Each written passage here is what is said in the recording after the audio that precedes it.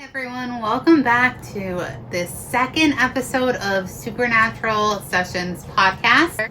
I'm your host, Brittany, and I'm so happy that you're here. If you made it over from my YouTube channel, welcome. If you hear any grunting or snorts, that's Luna, my pug. Say hi. I recently watched Epic, the musical, which is on YouTube.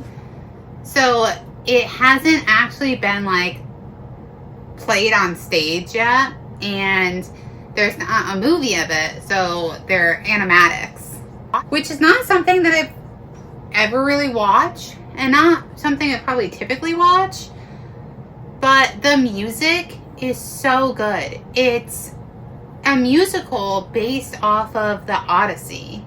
Essentially, it's Odysseus's journey back to his wife and his son in musical form, where he's, running into the Cyclops and the Sirens, and it's so good. It's been stuck in my head every day since I've watched it, and I probably first watched a week ago, but it is truly amazing. From what I was reading about it, they have a couple things in process of possibly having an animated movie, and as well as stage play for it. So super excited for if that does come to fruition, because again, I highly recommend you at least go listen to this musical if you are a fan of musicals or if you're a fan of mythology, because it is amazing. We also took the kids to this newer play place. It's called Daisy's Kids Cafe on Thursday, and it was so cute. Sebastian got to pretend to be a firefighter, which he loved. They have all this dress up clothes for the kids, and it's really clean, which you don't always find with the kids play places. It's actually the only one that I've been to where I've actually seen the workers going around picking things up while you're there, which is really nice to see. Especially since those places are essentially germ magnets. Anyways, that's kind of my life update, I guess. With that, let's dive into our topic, which is creatures that lurk in the night. Cryptids are creatures that are found all over the world in all shapes and sizes. They're typically animals that there is very little or essentially no evidence besides eyewitness accounts of these creatures. And these are the creatures that we are diving into today. Obviously, there's way too many cryptids to fit in one episode, but we're going to talk about a few of them. And the first one is the infamous Bigfoot. Honestly, I don't think that there is a single person above the age of maybe 3, if that doesn't know what Bigfoot is. I think that Bigfoot are probably the most well-known cryptid. When you think of a cryptid, you think of Bigfoot. And Bigfoot is known by several different names, such as Yeti, Sasquatch, and Abominable Snowman, and even Skunk Ape. I know there's others, but that's just to name a few. Essentially, they are these giant ape-like creatures that live in the Pacific Northwest. However, there are reports of seeing Bigfoot across the entire United States. Sightings of Bigfoot, though, only started to happen about 50 years ago, or at least known sightings of Bigfoot. There's different Native American tribes that have legends that are similar to Bigfoot. But as far as the bulk of humanity in the United States, sightings didn't really start being talked about until 50 years ago. In 2007, there's actually a Baylor region survey which showed that only 16% of Americans believe that Bigfoot exists. 44% says most likely, but there's a little bit of a chance. And 40% say, nope, no way. Not possible. I really wonder what the numbers would be if they did a more recent study. So make sure to drop what you think in the comments. Do you think that Bigfoot definitely exists? they are out there? Or do you think that, maybe there might be a chance or not at all? Like, I really want to know. The most common evidence, and this goes for like any cryptid, but Bigfoot in particular, is eyewitness accounts. And unfortunately, this is not the most... it's really just the weakest form of evidence, because you are 100% sure that you saw that. But you can't prove it. In 1967, Roger Patterson captured a short film which includes the most famous image of Bigfoot that exists. The video was shot in Bluff Creek, California, and in the video there is a dark man-shaped, man-sized being that is walking through a clearing. Most people think that the video is a hoax. However, it's never been disproven and is the best piece of evidence on Bigfoot that is out there. Some believe that the reason we don't have great pictures of Bigfoot is that the creature emits some sort of unknown light that causes them to always appear out of focus. I mean, the blurriness of a photo could also be because someone's shaking, they're scared, they're seeing this creature that is quite large and probably pretty intimidating when you're like, oh my gosh, like, Bigfoot's real. So I could see it being nervousness as well. In the Big Footprints by Grover Grant, he talks about hair, skin scrapings, blood, and feces that were found from a Bigfoot. Now, it's not uncommon for a DNA sample of a creature unknown to man to come up undetermined. And this is because we have nothing to compare it to. However, because of that, we can't, on the flip side of the coin, you can't say that this is 100% this creature because we don't have the creature's DNA. Or at least we can't say 100% that it is that creature without physically seeing the creature and taking it from them. Not like, a dog is very known to man. It's not like I could take a hair follicle from Luna and bring it in and obviously they would know it was from a pug. People hoaxing evidence has also, added to this disbelief of the creature. Dozens of individuals have come forward saying that they have, in fact, hoaxed Bigfoot prints, photos, and other evidence. But can they all just be hoaxes? And, that's it. There are thousands of Bigfoot encounters to this day. And, the number is still growing. Some that are territorial and aggressive, and others that prefer to stay hidden. And if it isn't Bigfoot, then what are these people seeing? One encounter takes place the early morning of May 3rd, 2011 in Blackstone, Virginia. A father and son heard a loud noise from outside of their house, so the father grabbed his pistol and the son grabbed a shotgun, and they went out to see what the noise was. What they saw was a tall, completely hair-covered humanoid creature running directly at them from the woods nearby. The father yelled at the creature to stop, and then he told his son to shoot. So his son did. He shot the gun once into the air to try to just scare the creature. But it continued to run towards them. The creature got as close as 15 feet before the family ran back inside.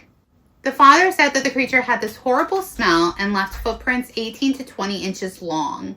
An investigator who went to the home would hear things such as loud wails and slaps on the side of the house at night. So maybe this specific Bigfoot visited this family more than once. So this next creature is a little bit more sinister than a Bigfoot, and that is the Goatman. Some believe that the Goatman is a satyr, like you would find in pagan or Greek mythology. Satyr is half man and half goat. So, fitting. Some believe that this is the god Pan himself, who is also a satyr. Others think that the Goatman is the devil, or possibly one of the devil's servants. There have been several sightings of this creature that looked like a fuse of a human and a goat. One Goatman seems to reside in Texas. There's an old bridge in Denton County that is known as Goatman's Bridge. People who have visited this bridge will see strange lights, ghostly figures, and have even heard growling sounds that seem to come from the woods. Some individuals have even encountered the creature itself. A creature that is half goat and half man.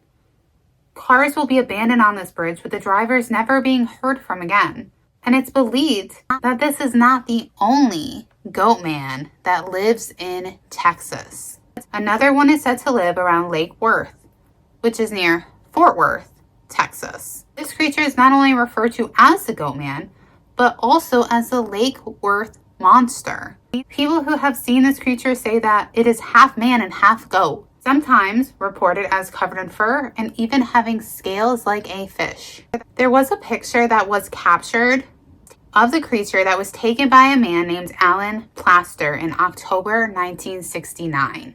If you look at this photo, you can't really tell much from it.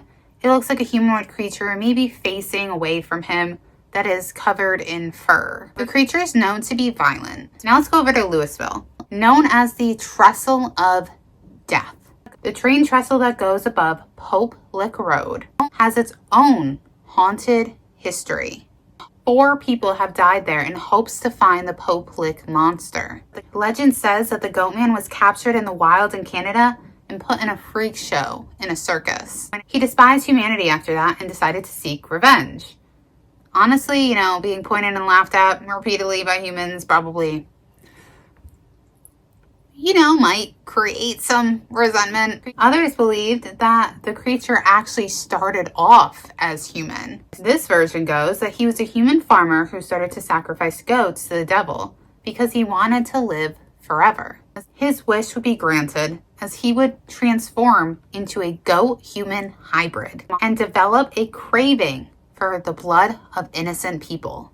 Others say that the Goatman is a monster that was being transferred from an unknown location as part of a secret government project. He escaped and had stayed in Louisville, Kentucky ever since. The Goatman is said to have the ability to hypnotize and mimic voices in order to lure its prey onto the path of an oncoming train. This creature is said to even jump onto the trains and just kind of watch in enjoyment as the people get hit. Like, truly sinister. Doesn't just do it out of necessity to eat, but also the joy of causing fear and harm. Because there were multiple deaths here, there is now an 8-foot wall that is meant to keep people from walking onto the tracks. And there is another Goatman that is said to reside in Maryland. This Goatman is known to kill teenagers and dogs and has this shrill-like goat scream. It lives in the town of Bowie, and it's believed to be the cause of numerous pet mutilations in the 70s. The first sighting of this creature took place back in 1957 in Upper Marlboro and Forestville. However, it wasn't until the 60s when the creature would actually attack, or, that we know of. A young couple were on Fletchertown Road when they saw a creature in the woods. They were, obviously you see something, you're gonna get curious. So the boy decided to get out and look, except he wouldn't come back. There was an investigation the following day and his head would be found hanging from a tree where the couple had parked their car. But his body was not with it and it was never found. Then in 1962, 14 people would die and people believed it was because of the Goatman. Out of the 14, 12 were children. It's believed that they were all hiking too close to where the Goatman lived. The survivors of the group said that the Goatman had hacked the rest of the group to pieces with an axe and made these horrible noises while doing it. When police showed up to the scene, they would see half-eaten limbs and a trail of blood that led to a cave. In 2016, there was a man that came forward claiming to have captured a picture of the Goatman while he was out golfing. Now, I did look at this picture. I'm going to insert on the screen if you are watching on YouTube, and it looks very costumey to me.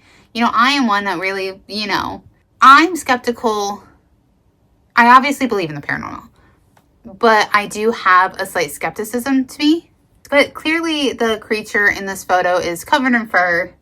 And if you are watching the episode, let me know what you think of this creature. So how did the Goatman come to be? One legend states that Dr. Stephen Fletcher, who actually admitted to this, worked at Belleville Agriculture Research Center and performed experiments with the use of goats. The experiment backfired though, and the result was this violent creature that is known as the Goatman. However, the USDA would publicly deny these claims, but I mean, why would they ever admit them? Another belief is that the Goatman is a farmer who raised goats and ended up going crazy when he found out who was killing them. He ended up killing the teenagers in return. Obviously, the origin stories vary per location. However, the Goatman's behavior is always the same. He is a violent creature that just wants to wreak havoc and kill. The last creature we're going to cover in this episode is none other than the beast of Bladenboro. Bladenboro is a small community that is surrounded by pine forests and swamps in the southeastern edge of North Carolina. The beast of Bladenboro is also known by another name, and that is the vampire cat. It's a large creature that has vampire qualities.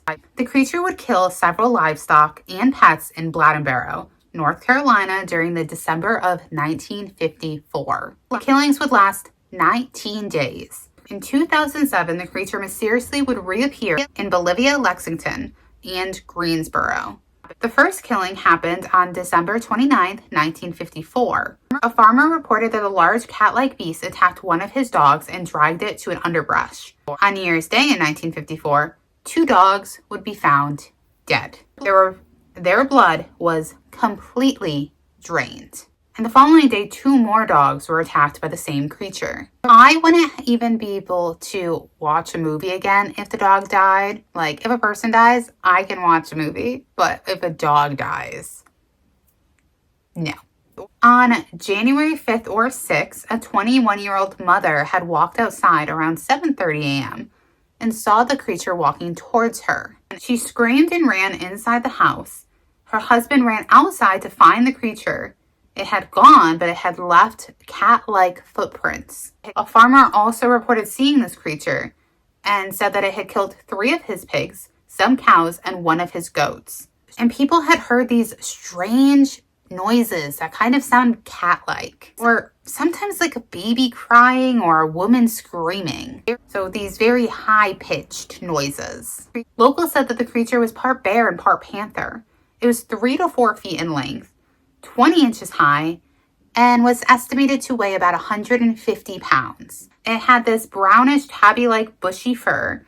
And if you don't know what a tabby is, it's kind of like, there's multiple types of tabbies. There's gray tabbies, which I have 2 of. But the most common tabby, like when you think of a tabby, what you normally think of is an orange cat. If you were watching, there was actually, if you're watching YouTube, Butter, my cat, was in the video, like in this video, and he looks like a tabby, but I'll insert another picture of him so you guys get a better idea. But it's like this orangey type cat. The creature had these runty looking ears with a long tail and cat-like face. A team of professional hunters were brought in from Wilmington to track down the animal. The chief accompanied the tracking party and said that he would see footprints the size of a silver dollar. But they came back empty-handed otherwise. And since news was slow this week, newspapers took to the story right away, which led to even more people coming to town to search for the creature. More people than the police could comfortably control. Chief Ferris was afraid that the outcome of overexcitement and too many guns would turn catastrophic. So he called off the search in fear of an overexcited hunter accidentally shooting someone thinking that they were the beast. Over 600 people from as far as Tennessee would come to the town and search for the creature. But the thing was, they didn't know what they were looking for, which I feel like is a huge problem. Some thought that it was a Carolina panther. Others thought that it was a coyote or a stray dog. You know, just a lot of room for a bad accident to happen. Children would be forbidden to go out at night, and men searched the forest in hopes to find the creature. After a large bobcat was killed on January 13th, that had been trapped by a local farmer. The brothers that killed it hung it up on a flagpole in the center of town, which is horrible. But the search ended and things were, they went pretty much back to normal. But the thing is, bobcats don't drain their victims of blood. I think, people just really wanted an explanation for what was happening. And, the bobcat was a perfect scapegoat. But in 2007, the creature would return to North Carolina. In Lexington, 60 goats would be found with their blood drained and their heads crushed. In Bolivia, a man named Bill Robinson lost his pit bull to the creature. 4 days later, another person found his pit bull covered in blood and missing a few body parts. Unfortunately, the dog was dead, but there was a sign of a struggle. Other places lost 10 dogs in 2 weeks. More tracks would be found that were the size of 4.5 inches in diameter. And in 2008, the show Monster Quest would do an episode on the creature, and they said that it was a cougar. However, again, cougars do not drain their victims' blood. Also, cougars were thought to be extinct throughout the east coast of America, with the exception of Florida. Obviously, I know that, there's animal smugglers and people smuggle across countries and state lines, and I'm not naive to that. But cougars don't drain their victims' blood. That is the most alarming thing out of all of this. And especially draining the blood and not eating the meat, that doesn't scream bobcat or cougar to me. But let me know what you think the beast of Bladenboro really was. If they never truly found this creature, maybe it's still out there. If you guys have had any paranormal experiences, whether it's with a cryptid or with a ghost or anything in between, go ahead and email me at supernaturalsessionspodcast@gmail.com. I would love to start sharing, your guys' real encounters on my podcast. So if you send them in there, I'll read them, I'll respond to them, and maybe I'll share them. If you're over on YouTube, make sure you subscribe. If you're over on Spotify or Apple, then please hit that follow button and give me a 5-star rating. I will upload every single Wednesday on all platforms. And topics will range from hauntings to cryptids to supernatural abilities, anything paranormal. Let me know what you guys think about those creatures if you've ever encountered them. And in the meantime, stay spooky.